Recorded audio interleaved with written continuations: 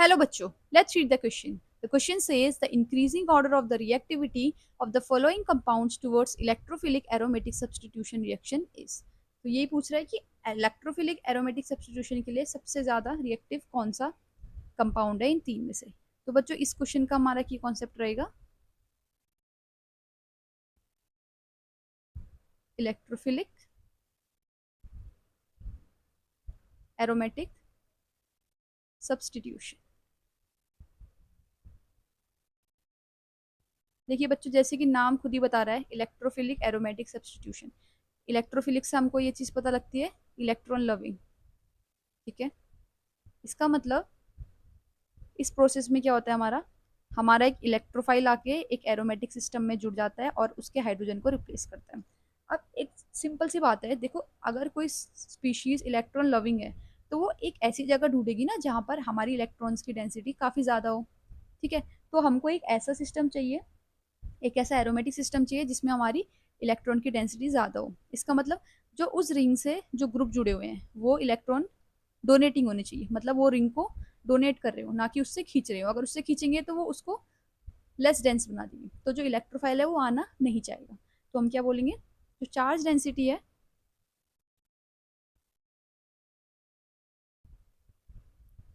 Charge density in aromatic जो system दिए हुए हैं हमको तीन,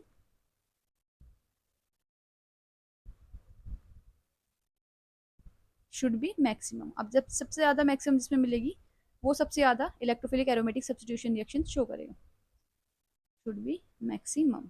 अब एक एक करके हम अपने जो ऑप्शन हैं उनको डिस्कस कर लेते हैं। सबसे पहले हमको दिया हुआ है क्लोरोबेंजीन। ओके, क्लोरीन ग्रुप जुड़ा हुआ है, it is an halogen.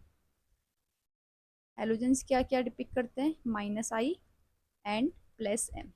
Usually क्या रहता है, हमारा जो मीजोमेरिक इफेक्ट होता है वो डोमिनेंट होता है, लेकिन हेलोजेंस के केस में -I इफेक्ट डोमिनेंट होता है। -I इफेक्ट क्या है, मतलब इलेक्ट्रॉन रिलीजिंग या हमारा खींचने वाला हो गया, विड्रॉइंग ग्रुप है, तो ये बेंजीन रिंग से इलेक्ट्रॉन अपनी ओर को खींच रहा है इंडक्टिव इफेक्ट के थ्रू। ठीक है, खींच रहा है तो ये डीएक्टिवेट कर रहा है रिंग को, कहीं ना कहीं इसको ये लेस न्यूक्लियोफिलिक बना रहा है। इसका मतलब कहीं ना कहीं जो इलेक्ट्रोफिलिक एरोमेटिक सब्स्टिट्यूशन रिएक्शन हो सकती है उसको ये कम करने की कोशिश कर रहा है, लेस न्यूक्लियोफिलिक बना दे रहा है। लेस न्यूक्लियोफिलिक होगी तो जो इलेक्ट्रोफाइल है वो आके अटैक करना ही नहीं चाहेगा इसमें। ठीक है, तो हमने ये डिस्कस कर लिया। अब सेकंड देख लेते हैं। सेकंड हमको गिवन है बच्चों टॉल्विन दिया हुआ।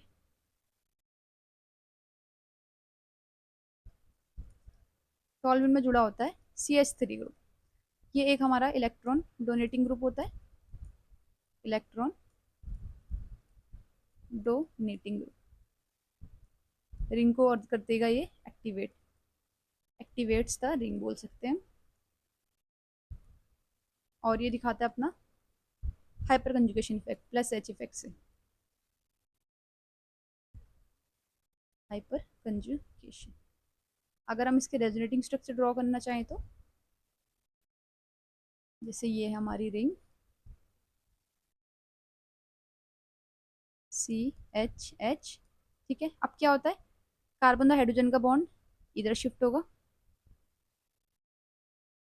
ओके, हम यहाँ पे शिफ्ट कर, और फिर ये वाला बॉन्ड इधर शिफ्ट होना पड़ेगा, क्योंकि कार्बन की वैलेंसी हम 4 से ज़्यादा रख नहीं सकते हैं।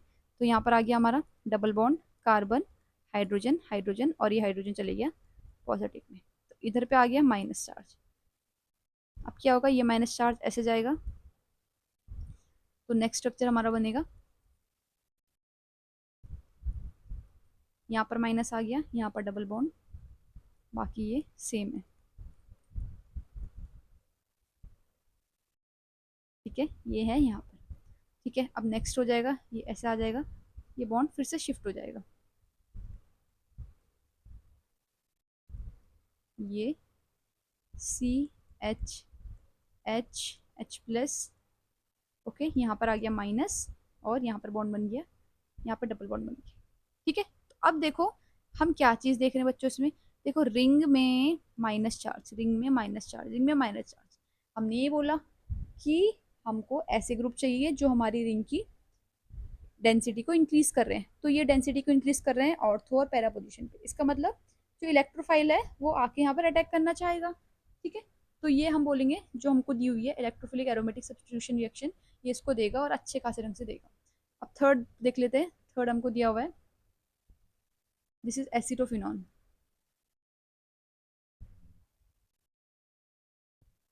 ओके, COCS ऐसे दिया हुआ है।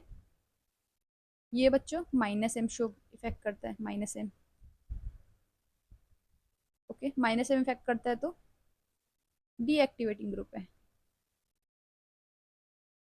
डीएक्टिवेटिंग ग्रुप काफी स्ट्रॉन्ग इफेक्ट है। तो ये क्या करता है, बेंजीन रिंग से चार्ज डेंसिटी कम करने की कोशिश करता है।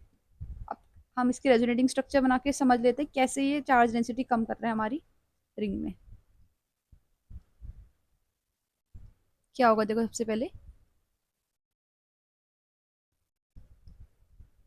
ये C double bond O CH3, ठीक है। कार्बन और ऑक्सीजन के बीच में एक पाई बॉन्ड है, ये जाएगा ऑक्सीजन के पास as it is more electronegative. ये गया तो हमारे कार्बन पे आ गया पॉजिटिव चार्ज, इस कार्बन पे आ गया पॉजिटिव चार्ज। अब इस पॉजिटिव चार्ज को हटाने के लिए ये बॉन्ड इधर शिफ्ट हो जाएगा,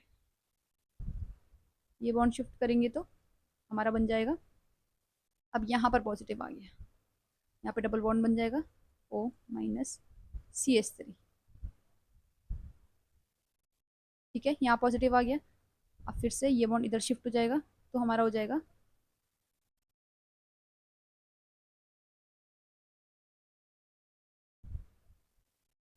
यहाँ पर हो गया हमारा COCH3, ठीक है। यहाँ पर हो गया ऐसे और ये पॉजिटिव आ गया। अब यहाँ पर अब क्या होगा, ये बॉन्ड इधर शिफ्ट होगा, इधर शिफ्ट होगा तो फिर से हमारा एक स्ट्रक्चर बन जाएगा CO नेगेटिव, CH3 यहाँ, और अब ये बॉन्ड इधर आ जाएगा तो पॉजिटिव यहाँ आ गया। तो हम बच्चों इन रेजोनेटिंग स्ट्रक्चर से क्या दिख रहे हैं, देखिए रिंग में हमारा positive charge, positive charge, positive charge, मतलब चार्ज डेंसिटी कम हो गई है, चार्ज डेंसिटी कम हो गई है, वो भी मीजोमेरिक इफेक्ट के थ्रू। इसका मतलब इलेक्ट्रोफाइल यहाँ पर आना लीस्ट प्रीफर करेगा, यहाँ आना ही नहीं जाएगा, ठीक है। तो अगर अब हम ऑर्डर जानना चाहें तो सबसे पहले हमारा सेकंड आ जाएगा, क्योंकि ये एक्टिवेट कर रहा है रिंग को बढ़िया ढंग से। उसके बाद आ जाएगा हमारा फर्स्ट वाला, इंडक्टिव इफेक्ट से खींच रहा है, कम कर रहा है लेकिन एज कम्पेयर टू 3 उतना कम नहीं कर रहा है, सबसे कम हो जाएगा 3। ये मीजोमेरिक इफेक्ट के थ्रू पूरा डीएक्टिवेट कर रहा है रिंग को, और इलेक्ट्रोफाइल यहाँ पर लीस्ट आना चाहेगा। सेकंड, फर्स्ट, थर्ड, तो सेकंड, फर्स्ट, थर्ड देखो हमारा ऑप्शन बी दिखा रहा है, तो ये हमारा करेक्ट आंसर हो जाएगा। I hope you understood this question बच्चों, थैंक यू।